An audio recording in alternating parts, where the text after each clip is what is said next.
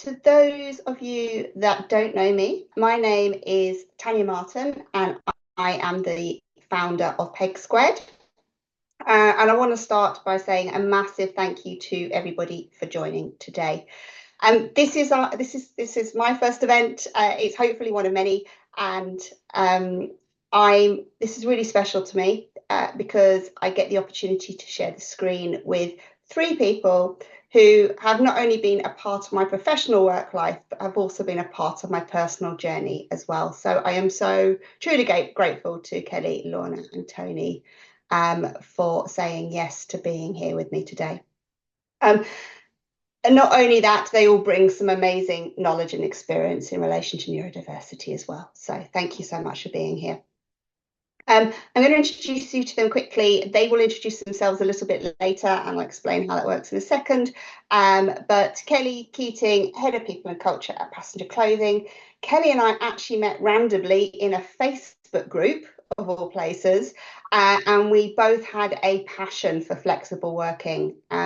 We ended up chatting and applied for a job share together, which was a really unusual experience, but one that I'm glad we did. We didn't get the job, and it was actually just before I accepted the role to build EY's Neurodiversity Centre of Excellence. So stars aligned for me, but it was great to meet Kelly. What neither of us also knew was that over the next 3 years, we're both going to be diagnosed with ADHD. So they say that you find people that are very similar to you, and I think Kelly and I obviously had that connection. Next is Lorna. Lorna is the team lead of the Neurodiversity Centre of Excellence. She is my old colleague, and we worked together on building the Neurodiversity Centre of Excellence over the last 3 years. Her first week was actually midway through the work simulation where we were recruiting our first team. So she really was dropped in at the deep end. I think it's safe to say that we went on a bit of a roller coaster of emotions in terms of navigating the world of neurodiversity in a large corporate. She's been somebody I've both laughed with and cried on. And I'm really honoured that she has said yes to joining us today. So thank you so much, Lorna. And finally, Tony. What do I say about Tony? He is an absolute inspiration and probably one of the nicest people I have ever met. We first met over a conversation about umbrellas. You were then the first person to give me a keynote slot at a conference, so thank you for that. Supported me when I was struggling with my ADHD diagnosis, and probably most importantly, introduced me to all young at your neurodiversity ball, which was very exciting. And is also one of the people that I have learned so much from over the last few years. So it's a real privilege to have you with us, Tony. Thank you so much for taking the time. So today's event will start with a quick introduction from me and my vision for PegSquared, why I've set this up, and I just want to take you through that. I will then have a chat to Tony about neurodiversity more broadly, and how the landscape has really changed over his time in his role and why organisations are now focusing on it. And finally, I will chair a panel session with Kelly and Lorna about neurodiversity in the workplace. I will absolutely leave time for questions at the end for all of us. So if you've got questions, please do put them in the Q&A, and we will pick those up at the end of the session. So a little bit about me. My background is predominantly transformation type work in professional services. I've spent about 80% of my career navigating the complexities of a matrix structure, partnerships, great fun in terms of driving change projects. And I have focused predominantly on technology and people projects, anything from SAP to organisational design. So I've got quite a varied background. My brain works in a way that I think if there is a way to do something better, surely we should try. And I think that pretty much sums up my career in terms of I'm always the person trying to pick something apart and put it back together again. But I also appreciate that it's not always easy to do within a large organisation and can be quite frustrating at times. So 3 years ago, I was given the opportunity to set up the Neurodiversity Centre of Excellence at EY with Tori Roberts, and I was responsible for the people process. So year one was pretty much about building the NCOE, identifying the technologists that we were bringing in, and setting them up for success within the organisation. Year two, for me, was all about looking at the processes that we had within EY, within the NCOE, and thinking differently about how we could do things differently. And it was in year two that we had the opportunity to look at our recruitment process. And as a result of that, we actually won 2 external recruitment awards for the work we did around the NCOE's recruitment process, which is really an amazing achievement.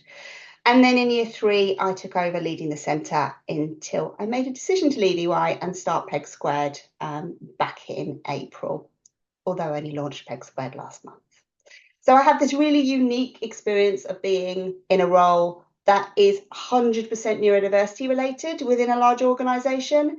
There are very few of us that have this experience. Lorna and I are 2 of them, but there are not many of us in the UK that have that specific experience. Also, in this time, I was diagnosed with ADHD. So not only did I have the professional experience of neurodiversity, I also have that lived experience of being neurodivergent as well. And the challenges that organisations are facing are something that we had conversations with EY's clients with all of the time around neurodiversity. And so often the same challenges came up time and time again. So things like we don't know how to have the conversation. So people in organisations want to support, but often they are really afraid of either saying the wrong thing or not knowing where to go to get the information needed to support. Secondly, we don't know where to start. So if we fix one problem, we possibly create another down the line. So the full employee life cycle needs reviewing to ensure it's neuro-inclusive, and this can feel quite overwhelming for people. And then finally, we don't know how to start. So what is the first step that you take? Where do you take it? So people are really keen to try and fix the problem, and so often jump in at the deep end without understanding the bigger picture. Activities can become siloed and disjointed as opposed to that whole organisational approach. And very often we find that those that are driving change around neurodiversity is not necessarily the DEI functions. It tends to be those people who have a real desire to see change, who are the catalysts for making those changes. And that with that also comes complexities when trying to make change within a large organisation. So I became very aware of this, and I knew I could help. I've learned so much in my time at EY, and it really felt like a good time to be really brave, because it has been really brave, and step away from corporate and start PegSquared. So based on my EY experience and conversations I've had with others, I've developed a roadmap to neuro-inclusion within organisations. And at PegSquared, we really are focused on action. So this is supporting organisations along every step along this neuro-inclusion journey. So that's everything from training, whether that's senior leadership training, a group of champions, company-wide awareness training, HR recruitment. If a part of the organisation wants to understand what neurodiversity is and why we're having the conversation in the first place, I'm more than happy to help with that. Consulting is the piece, I guess, that really lights me up. It takes into consideration all of the experience I've had to date. So everything from policy writing, reviewing people processes, project managing launches of communities, supporting DEI professionals, and understanding and implementing a neurodiversity strategy. I've already had some amazing opportunities in the short period of time since leaving EY. I've worked with the ACCA on co-writing the Neurodiversity and Accountancy report. If you've not read it, it's really good. Can I say that about my own work? I can. It's really good. And also with a PE company at the moment, I'm helping them shape their community launch and their neurodiversity strategy going forward. And it is amazing being in with a group of people really inspired to do something different. This is the stuff that lights me up. Coaching, working with individuals and groups to navigate neurodiversity. So whether that is newly diagnosed individuals who want some support in terms of what it is it I actually need. Because I remember being asked that question, what do you need? And I'm like, I've got absolutely no idea. I'm newly diagnosed. I haven't done anything different for 42 years. How do I need to know the answer to that now? So group coaching programs around helping navigate that within organisations, but also working with senior leaders who need some guidance and a safe space to ask the questions, because actually sometimes it can be quite scary when you don't know what you're talking about in this space, and people don't want to get it wrong. And finally, speaking, so telling my story, sharing what I've learned, and helping inspire others to start to make change that don't just impact those that are neurodivergent, but impact everybody. And I will finish by just very quickly introducing a program that I'm launching at the end of 2024. It's called the Changemaker Program. One of the gaps I found as somebody who was involved in neurodiversity in the workplace was lack of in-depth training around making change in the neurodiversity space within an organisation. And this program has been developed off the back of that. So it's for those that want support in navigating how to implement neuro-inclusive practices within their organisation or community. And it will be a cohort of like-minded individuals who meet over an 8-week period to gain a deeper understanding of neurodiversity in the workplace and what steps they can take in order to help drive real change. And at the end of the programme, there will be an action plan to implement within their organisation of an area, and we'll leverage my own. I'm really excited about it's something that I desperately needed 3 years ago. And I think for anybody that is interested, please do just drop me an email or get in touch on LinkedIn, however you feel appropriate. And I'm happy to share more information as we get to the point of launching it. Not launched yet. This is just a sneak preview of what we're planning on doing. And that is everything from me on PegSquared. Thank you so much for listening. I'm going to be quiet now and hand over to those you've actually come to listen to. And that is, I'm going to start with Tony. Let me stop sharing my screen. But whilst I do that, Tony, do you want to introduce yourself? Well, good afternoon, everybody. I can see that there's 56 people here, so you're very welcome. And thank you for the opportunity, Tania, to sort of be part of this afternoon. It's so relevant, isn't it? It's very much a topic that is part of the national conversation in a way that it's never been before. So I'm really glad of the opportunity to participate, and obviously also to share this platform with Kelly and Lorna and Shavula. My name is Tony Lloyd. I'm Chief Executive of the ADHD Foundation Neurodiversity Charity. I have ADHD myself, and I've worked in this field now for, gosh, 25 years, more, just over 25 years, I think longer, slightly longer. And was involved in setting up the foundation as its first chair originally back in 2007.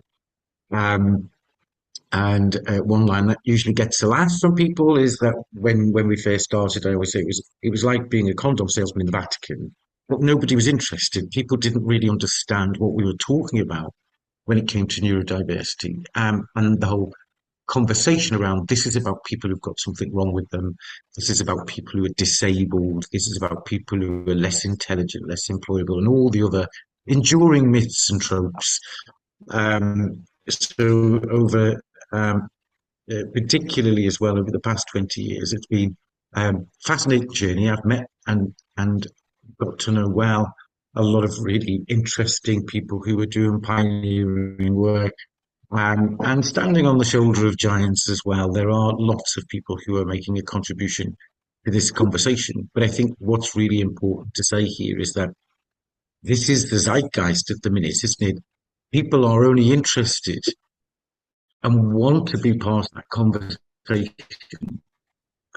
if they think it's relevant. And the fact that so many people are part of this conversation now, I think, has really kind of made the general public aware of the fact that, again, if 1 in 10 people are dyslexic, 1 in 10 are 1 in 10 are autism, then it's at least 20% of the global population, according to the World Health Organization data. I'm guessing it's probably more because the majority of people never got a diagnosis. The majority of us all went to school and were all led to believe that if you were a special needs kid, you were in the porter cabin behind the sports hall because you weren't intelligent and you weren't able and you weren't going to be employable. Well, we all know that that's not true because we know that 40% of all millionaires are dyslexic, that 30% of all entrepreneurs are ADHD, that more than half of the engineering industry are autistic. I don't know what the exact prevalence data is for the accountancy industry, but I'm guessing it's around about 50% plus. We know that about 70% of people who work in law have either ADHD or autism, that 55% of people in the construction industry identify as dyslexic ADHD, that 70% of people who work in media and marketing and advertising and PR are either dyslexic or ADHD. So guess what? I think we've all woken up to the fact that if there's a prevalence of at least 1 in 5, possibly 1 in 4 of us, we all know somebody who is ND, and we're surrounded by very successful people who are dyslexic, ADHD, etc., that we never seen before because we've all been enculturated into thinking, haven't we, that, well, those kind of people aren't successful. When I was at school, those kind of people were classed as not intelligent or less able or lazy or having something medically wrong with them. So it's great to be part of, I think, what is a movement, but also what I've always described as a paradigm shift. And it is a privilege to be part of it. What do you think is what's changed over the last few years? So the narrative is obviously changing, but what is changing to mean that the narrative has changed?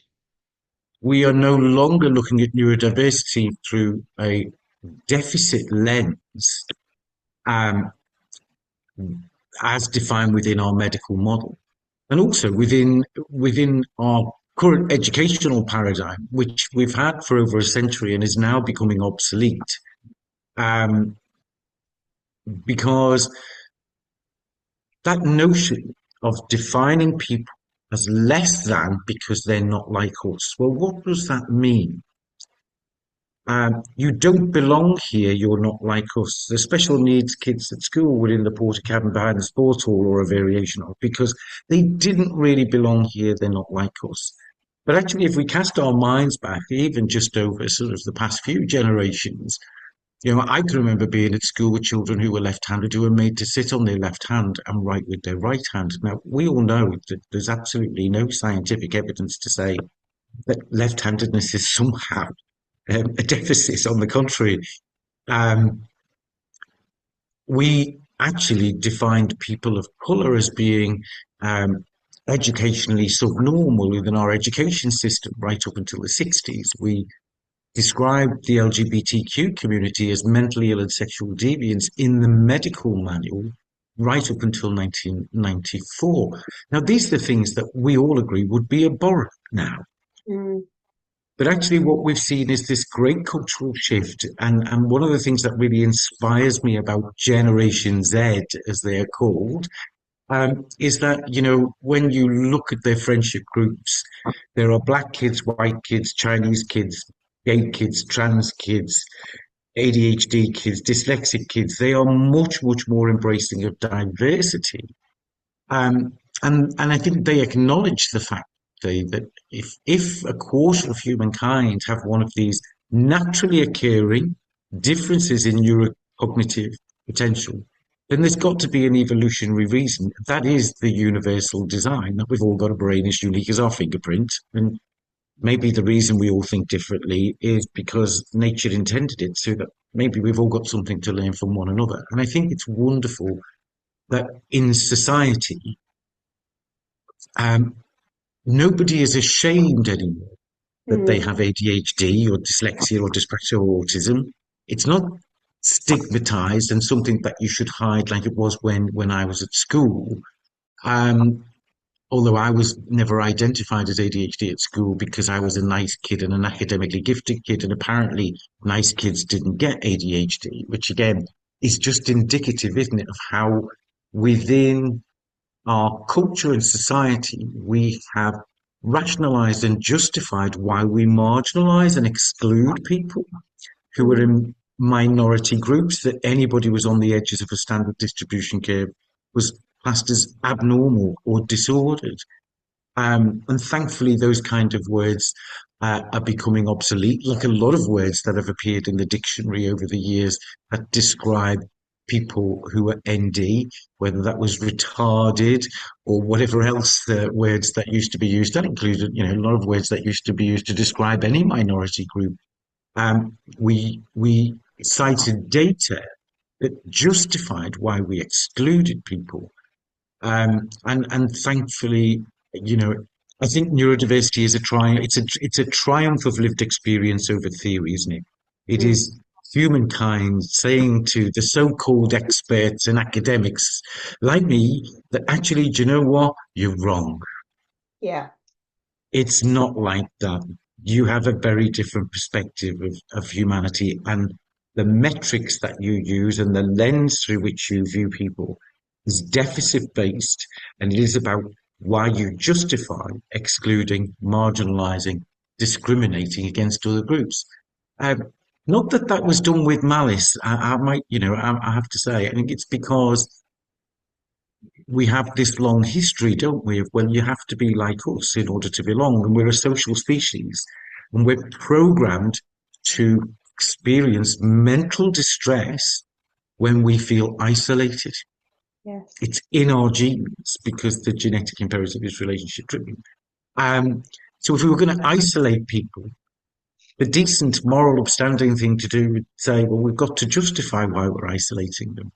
So we can be very selective about our reasons for doing so, and very selective about how we capture data and analyze it to defend our position of exclusion.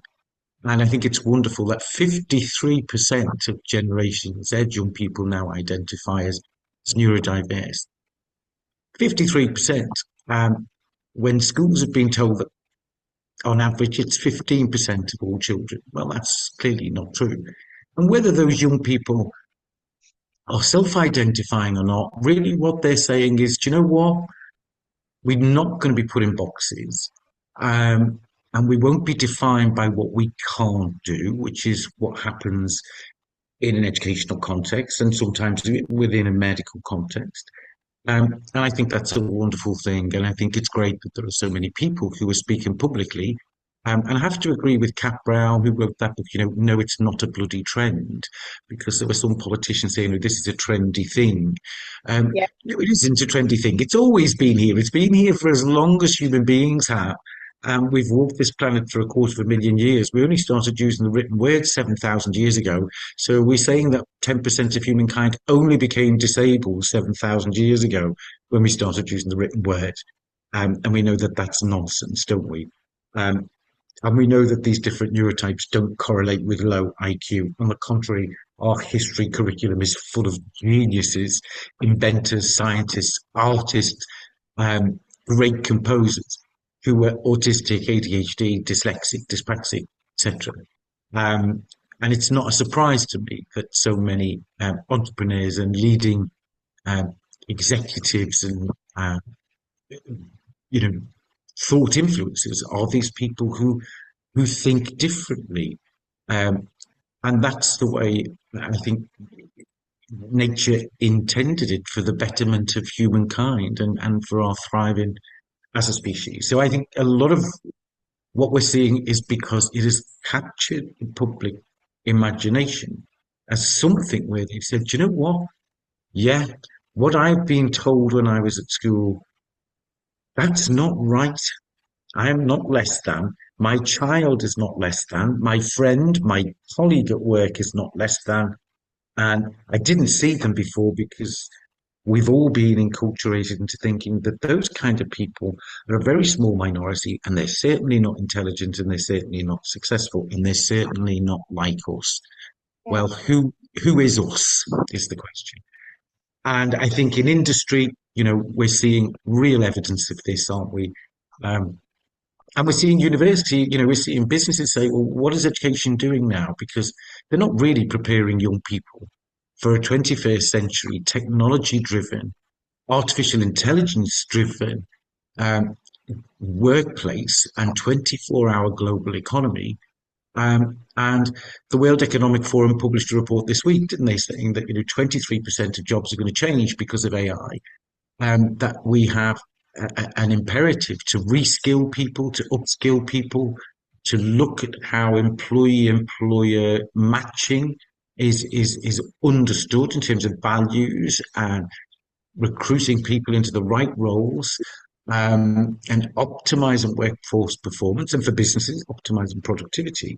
It just makes good sense. It's good for business to recognize that that talent is there in your workforce. They've been hiding in plain sight for years, Yeah. sometimes frightened to speak out because they think they will be judged as being less than. So, when a paradigm shift happens like this, it's because there is a growing awareness and understanding among the majority, the wider public, that actually, however much that was drilled into me as being the case, when I was younger, it's not true. And we're seeing parallels with, I think, some of the racial equality agenda started in where we're actually saying, you know what, you can't demonize and marginalize community just because they're not like the rest of us. And guess what? When it comes to neurodiversity, it transcends race, gender, age, faith, sexual orientation, educational background, class, etc. The intersectionality of it means this is relevant to every single one of us and it has important questions. And I'm really interested to hear from the rest of the panel. How does this challenge our previous cultural conception of what is intelligence, what is ability, what is potential, and how do we harness that and nurture that for the benefit of everybody? Because not only do we all know somebody who is ND, we all love somebody who is ND, whether they're friend, family, colleague. And I've mentioned I use the acronym ND now. I'm not a fan of neurodivergence as a term. I know many people are, but again, while it might be the dictionary word that derives from a medical model, the root of it means deviating from the norm. Well, what is normal, first of all? Why should you be deviating just because you're different when there isn't a single person on planet Earth that looks like you or sounds like you or that is you because you have a unique genome? And there's a reason why our brain is only half programmed when we're born because our environment significantly influences how our brain develops. Um, and neuro-inclusion is for the common good. And I think it's going to be an interesting debate, isn't it? We don't call people of color racially divergent. We don't call the LGBTQ community sexually divergent. Why are we calling um, those who think differently as neurodivergent? I know we need labels and we need to stratify things, um, but I think we can do better. And I think the language, while it sounds a bit like lexical semantics, I think the language will evolve and we will all become comfortable with words. And when people have said to me, how do you want to be described? How do you want to be called? I say, well, actually, my name's Tony. Please don't introduce me as Tony. He's got ADHD, and also as somebody who's been married to somebody of the same sex for the past 30 years. I remember first being introduced to somebody as this is Tony. He's gay, and you're just thinking, really, is that how you are defining me? Um, so I think there's an important lesson for all of us here in terms of our need to put people in boxes, but more importantly, what kind of boxes, and should there be any boxes at all? Yeah, I love that. Thank you. It's interesting because you and I've had the conversation about the word neurodivergent before, because I use it and I train using it, and I use it to simplify most of the time what is quite complex if you break it down into ADHD, dyslexia, dyspraxia, dyscalculia, etc. Yeah, but I absolutely agree. There has to be a better word. We just need to find what that word is. Thank you so much for sharing. I'm going to hand over to Kelly and Lorna to introduce themselves.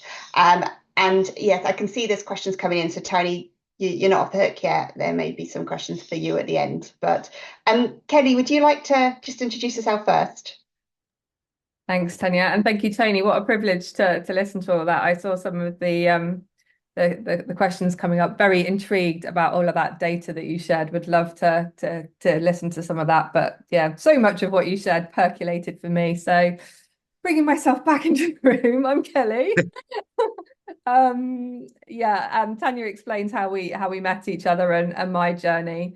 Earlier this year, I joined Passenger Clothing, who are, I guess, a scale up, but really still in a startup phase. We've been on the Sunday Times fastest growing company list for the last 2 years. We've gone from I think 20 employees 2 years ago to nearly 100 now, and we are a globally distributed team. We're quite a creative, fast-paced industry, and I have no data. Well, until earlier, I had no data to back this up, but a lot of what you shared, Tony, around the types of industries that neurodiverse folks are attracted to that ugly career. I've worked in financial services because I'm based down on the south coast of England, and there's a lot of financial services there, not because I have a particular affinity for working in finance. And I actually did nearly 10 years at the RNLI, so the lifeboats and lifeguard charity as well. So massively squiggly career, from anything from account management, marketing, procurement, and in the last sort of 15 years, transformation and change, but doubling down on that with a people focus. Aside from my day jobs, I'm a trustee for an intergenerational charity called the Together Project, and I'm also a professional coach. So I don't know about other people, but I think in many ways our common sort of shared connection of flexible working, it's not because we necessarily want to work less, it's because we've got so much to do in the world and we want to do a bit of everything. So yeah, that's a bit about me. And thank you for inviting me. It's great to be here. Thank you so much, Kelly. Lorna. Hi, thank you for having me, Tania. What a journey we have been on. Oh, yeah. It makes me a little bit emotional to see you here today. Before I introduce myself, Tony, just to say I really agree with your term ND, mainly because I type it all the time as a shorthand. If you have to type neurodiversity 25 times a day in your day job, that is hard for anyone. So I'm on board with your reasoning and the solution. For everyone else, my name's Lorna. As Tania said, I lead our Manchester Neurodiversity Centre of Excellence here at EY. Whilst I am fairly sure I'm neurotypical, I also have had this very squiggly career that a few of you have spoken about. I started my life as a primary school teacher. I worked for an education charity for a long time in their recruitment team, gradually working more and more in the DE&I space. Before about 3 years ago now, one of my friends said, I've seen a job and it's perfect for you, and sent me the advert to manage the Neurodiversity Centre of Excellence. I was already doing a lot of work within neurodiversity, particularly the community at Teach First, a lot of work about making them a more neuro-inclusive place. So it was great to be able to take that and expand that. And unlike many people, I genuinely love line management. It is one of my favourite parts of my job. I love developing people and supporting people even when times are hard. So it was the ideal place for me to come and to explore both these passions. I wanted to make a move into the corporate world, and I was really excited to see what was possible in an organisation the size of EY as well. On the side, I am a very proud honorary Northerner. I feel very strongly about the representation in the North, so always lovely to see Tony over in Liverpool. Very big sport fan as well, so very excited to today, having just got Women's World Cup rugby tickets and cricket tickets as well. Amazing, thank you. I'm laughing because the sports conversations in our old team were insane, and I am not a sports fan. What's really interesting about the two of you, you're coming at this from totally different size organisations, and this was obviously on purpose in terms of this conversation. And I want to start with the organisational perspective. So just why don't you summarise, Kelly, where you are at the moment in terms of your neurodiversity journey? Thank you. I'll answer it twofold, just briefly. I guess for me personally, to your point, my diagnosis only came a year ago. So listening to Tania, I'm still very much in learning mode, because I'm still finding my way. I'm 46, I've got this far, and I've obviously had to adapt along the way. So there's sort of where I am on my personal journey, which has been great. And I've been able to sort of, share with others that are on their own journey. I'm also quite surprised around the amount of women of my age and friends and connections that are also finding these late diagnoses, either through their children or through some going back to study and things like that. So I think it's really good, but curious as to what's been going on there. A lot of what Tony said explains it, I guess. So that's me and my personal journey. And from an organisation point of view, we are young. We are. There's a lot of things. I'm the only sort of people person, so there's a lot to be done.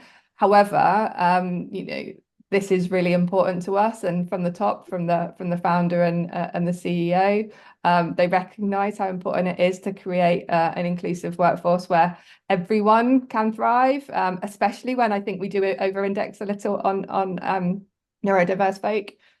So yeah, I mean, earlier this week we had you in. We have branching out sessions, which are kind of optional sessions for personal and professional development that the team can come and join. And we had a really good audience, and the feedback I've been having, just to very much start that conversation. Let's give everyone some awareness. Let's sort of set the bar so everyone understands, and there's been some really positive engagement with that, and it's starting the conversation. So more people.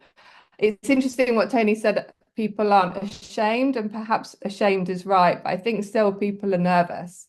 I think there is still a lot of stigma out there, and I think I have chosen, and I think it's in part my sort of executive function. I've always been a bit kind of not shy in coming forward and not shy in having an opinion, but I think in a way that can help. So we have our internal sort of bio shared in a fun way. We share what we want to about ourselves so colleagues can get to know each other better, because we're a predominantly remote environment as well. And so on that bio and in my first sort of town hall, which is our cabin sessions, I did make a point of sharing that I had ADHD, because I think if someone from the senior leadership team can talk about it kind of loudly and proudly and without shame, then hopefully that will encourage others to do so. And a number of colleagues did speak to me sort of in confidence after that they'd been either diagnosed themselves or were exploring a diagnosis. So I think just starting to talk about it, and starting to talk about it in a way that is humanising it is definitely where an organisation of any size can start. Absolutely. Thank you so much for sharing. I think the power of stories is incredible. And I think we witnessed that at EY when people started telling their stories. It was a ripple effect in terms of people starting to disclose. So what about EY, Lorna? The other end of the scale in terms of size and complexity. Where is it now in terms of neurodiversity? It's very hard to answer for an organisation the size of EY and the global breadth. The reality is there are some places that are probably incredibly far ahead of anything else. I would probably count the neurodiverse Centre of Excellence in that, really ahead in its thinking, what they're doing, the innovation and the steps they are taking to become neuro-inclusive. It is important to acknowledge it is an organisation of 400,000 people, that not everybody will have that experience. But if we just look at the UK, what I would say is the impact of having that team that has the sponsorship that had, having a team where we say this is what we are focusing on, this is why it is so important, having really senior leadership coming out and making that public commitment, encouraging other senior leaders to come out and be really open, people like Tania who were very openly sharing their experience and what was happening to them, I think has driven it to a lot more of a neuro-inclusive organisation. There is always work to be done. And probably the best example we can give of this is when I joined EY 3 years ago, the neurodiversity community was about 250 people. No, really strong, really great ERG, doing some really good work, had some pretty strong, pretty good partner sponsors. Fast forward 3 years, it's 2,500 people. And that level of growth comes from people saying, I am confident to come and put my hand up. I am confident that I think this is me, and I might have been masking it, but now I see that EY accept it. I am in a place where I want to share this as well. And there will be plenty more people. There are plenty of other conversations I have behind closed doors as well about this. So I think EY is in a good place, and it's important for me that we continue to go out and we have these kind of conversations outside of our comfort zones with lots of different organisations, so that we continue to learn and we can grow and we can stand up and say, this is what's possible when you're allowed this space to have something so incredible grow and develop. Fantastic, thank you. So once again, the importance of stories as a starting point, having those senior sponsors being happy to share, senior leaders sharing their stories about neurodiversity is incredibly powerful. What piece of advice would you give somebody who is trying to do something different in the neurodiversity space? What would the one thing that you say, this is where you start? Lorna, what do you think? I think firstly, to do it and not to be afraid. I think you and Tony both talked at the beginning around people being worried about language. Go ahead and do it. We started nearly every session we did at EY with like, it's okay, this is the language we use, but just ask. And the second would be to be bold with the decisions you want to make and the lines in the sand you want to draw. Tania and I tried to do everything at EY in our team, and we really tried to do everything, and it's not possible. There had to be really difficult conversations. We had to say, everyone does something they don't love in their job. We're here to support you to do that. We couldn't be everything to everyone, and we couldn't solve everyone's problems. So be clear. I think it's much better to start with a molehill and do that right and grow than to fall back down the mountain. Yeah, no, that's really good advice. Kelly, culture. What do you think the role of culture plays in terms of helping people who are neurodivergent feel comfortable? It's that openness, it's that trust, it's that psychological safety, which in part does come through all the things you've spoken about, the storytelling, the senior sponsorships. But it's really interesting, you know, prior to me joining Passenger, there was no one in a people role, and yet we have just employed some really awesome people that are you know, I think our brand, they align with the brand. You know, we care about sustainability, we care about getting outdoors in nature and wellness, and I think the people that we attract are so, their personal values and beliefs are so aligned to what we believe in as a brand. That in itself has just helped create that culture intrinsically of trust and openness. You know, we're a small enough company, we don't have massive hierarchy, we don't, you know, other companies that I've worked in have titles that, you know, create these kind of barriers, make people feel different. Like, you know, we from day dot, we've not been like that. We've been, you know, I guess a bit of a scrappy startup to begin with, but that's a good part of the culture that allows people to kind of you know, be who they are without having to have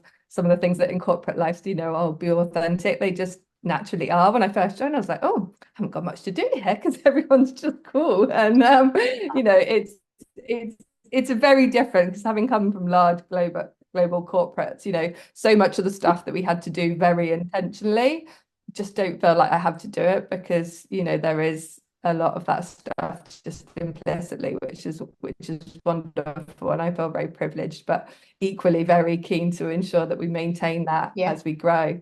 You know, just, you know, things like our culture of we use Google, and we have like we're all about personal escapism. We have a personal escapism chat, and there's so much activity on there, people posting photos of them climbing mountains, walking down the beach, you know, whatever it is that escapism means to me. So even just simple things like that, where you're getting to see that person outside of their day job and stuff, I think really helps create that inclusive environment too. So yeah, I'm very privileged.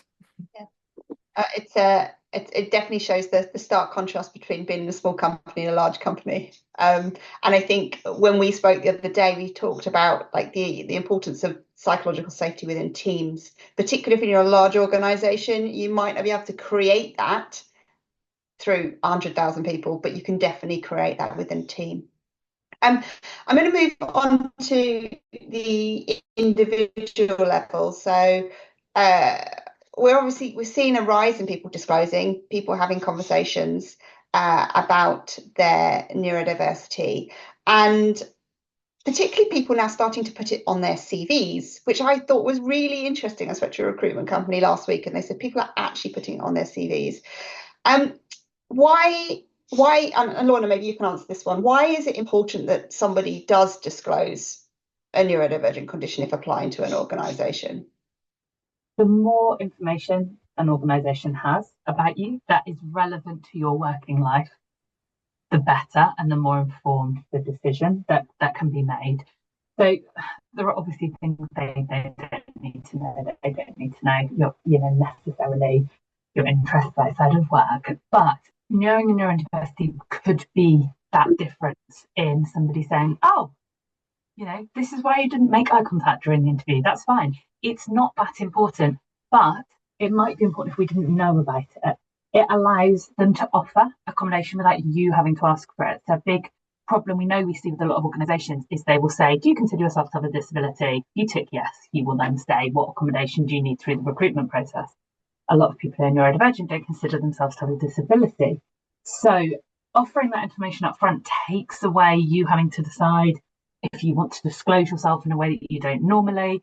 It also allows the company to come to you and perhaps offer some solutions. So if you've been working for the same place for 25 years, or if you're new to the job market, or you're new to your diagnosis and you don't know what you need, it gives an organisation the chance potentially to come and say, oh, great, so you've put your dyslexic on your CV. Some of the things that we can offer are additional time during exercises, these elements. Would any of these help? And you can then say, yes, great, or no, actually, I'd like this. But it removes some of, although it gives the individual doing it, they have to make that first step, which is a really bold one. It could take away the steps that somebody else has to make in the long run. So I think it's a personal preference, but I would definitely look at it and think, oh, great, this is a chance for me to start a conversation as opposed to someone having to come the other way. Yeah. No, I love that. I hadn't thought of it, so we can actually help as opposed to going, oh, actually, what do you need? Which very often are the conversations when you talk about adjustments. And I think that is something that EY did really well. They start to go, actually, these are some of the things that we can support you with. There's some questions of which we've had a few. Just in a couple of sentences, where would you like to see the neurodiversity movement in the next 5 years? So, Kelly, do you want to go first? I'd just like to see it continue on this accelerated path of acceptance and normalisation.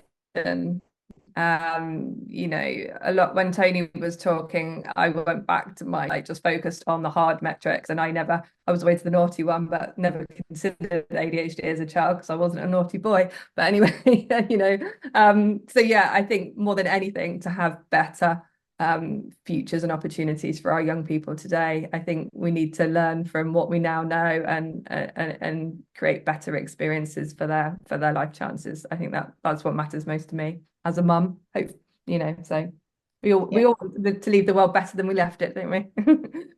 Absolutely. And Lorna, thoughts?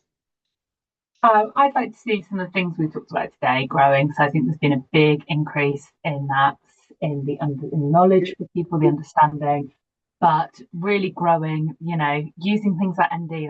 Let's try and be simple with the labels that we use. Let's try and practice what we preach in being more inclusive, and have that wider lens. Let's not put all of the onus on the individual to come and tell us as employers what we need, but to be really out there in this space saying, this is what we can do. We can probably do a lot more. but we're giving you some help. And that, I think, will help as all of these new diagnoses come through, as people are beginning to put two and two together and start that self-diagnosis process. This will help everyone in those boxes in particular, I think. Thank you so much. It's really interesting to listen to you both. Lorna, you and I have worked together for ages and still learn things from you. So thank you for sharing. And Kelly, equally, your perspective from a smaller organisation is super interesting. I've got a couple of questions. We've got about 10 minutes. So this is, I'll pick up with this one that Joe has asked. How do you manage support those who have not been identified and not diagnosed? There are so many people that are diagnosed so late. What do organisations need to do to support this? So does anybody want to take that? I can, if you want. I think having neuro-inclusion at the heart of what organisations do means everybody is supported. So what you put in place for someone who is neurodivergent will impact the wider organisation. We know this from the work we did at EY.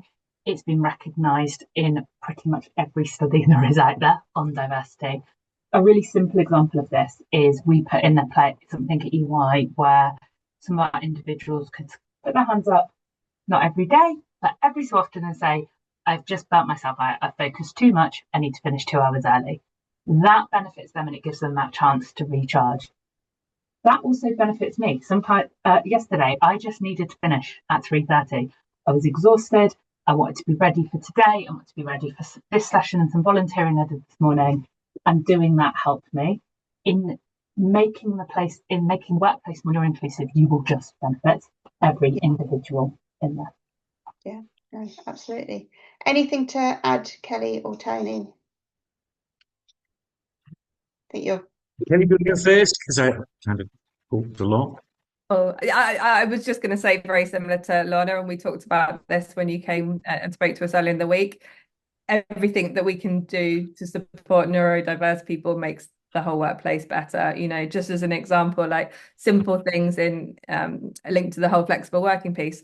What do you need to be successful in this role? Like around hours, place of work. You know, that is great for neurodiverse people particularly, but why don't we want that for everyone? You know, if people can be their best and we can accommodate them and enable them to be their best, then I think everyone should have that opportunity. We don't like some organizations that are dragging us backwards. I think we should all learn from what we learn and move forward. And I think, there's been a couple of interesting questions on this as well, Kelly, that we're talking about the language of disclosure here. But, people aren't obliged to answer questions on a CV about their sexual orientation or their race or their age. Why should they disclose their neurodiversity? Because actually it is the norm. We need to be moving to a place where we're not talking about reasonable accommodations or adjustments. We're talking about inclusion by design. That we're recognizing that this is part of humankind and that it is a given that every workplace needs a diverse workforce. The research is unequivocal. Diverse workforces are more productive, more profitable. And, the 1 in 4, 1 in 5 who think differently, who are out there in industry now, they're in those jobs, they're in those roles because they're good at them, because they're adding value to their businesses, to their organizations, to, whatever sector they're in.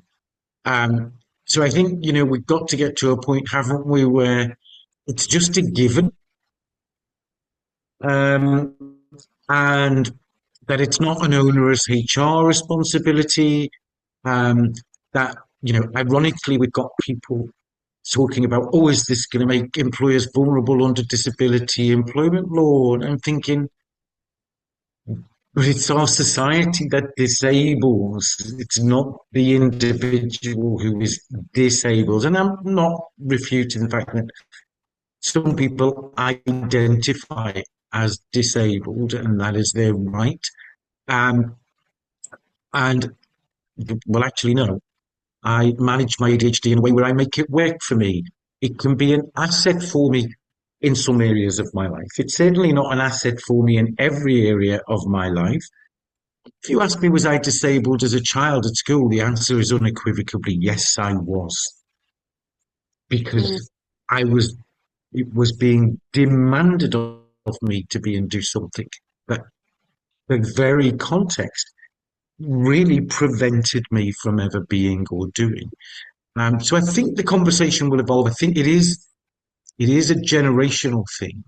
Um, but I do think that the neurodiversity canon is here, and I think like all the other cultural shifts that we have had, that this will not be even a conversation in 50 years' time. It'll be yes, okay, so we have black people, gay people, trans people, Chinese people, dyslexic people. Why is difference something that people feel is so important when actually so much of what we are is about our common humanity, the genes involved.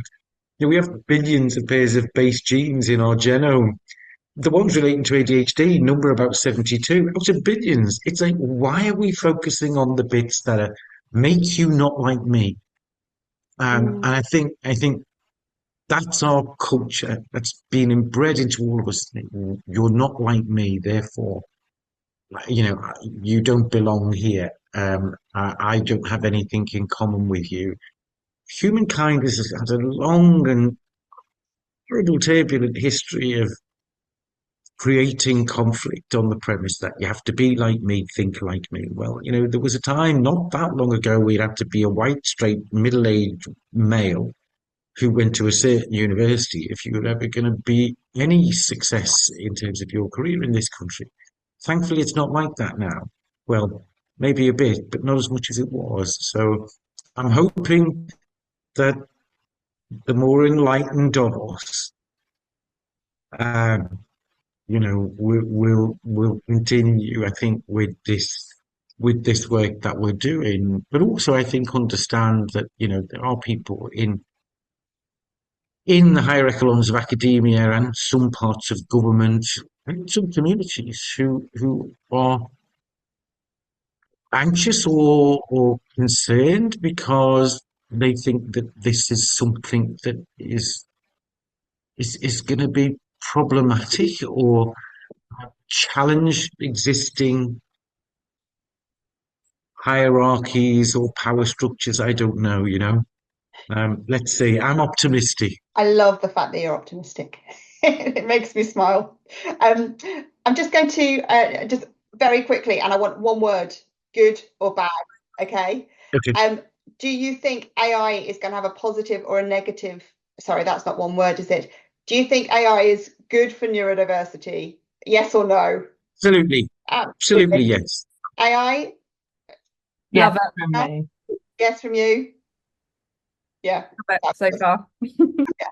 And it's the most amazing thing in my life right now, which says quite a lot about my life. So, sorry if my husband's listening. Right. We are at time. I just want to say a massive thank you to all of you for joining, to Lorna, to Kelly, to Tony. It's been lovely chatting to you again, and to all of those people that have been my cheerleaders that are here as well listening today. Thank you so much. The last 6 months you have made this a lot easier for me, so thank you. I will, the questions that haven't been answered, we will have a look at them, and I will see if I get them out to you. This has been recorded. I will send the recording out afterwards. But thank you so much for your time and for taking your time out to attend.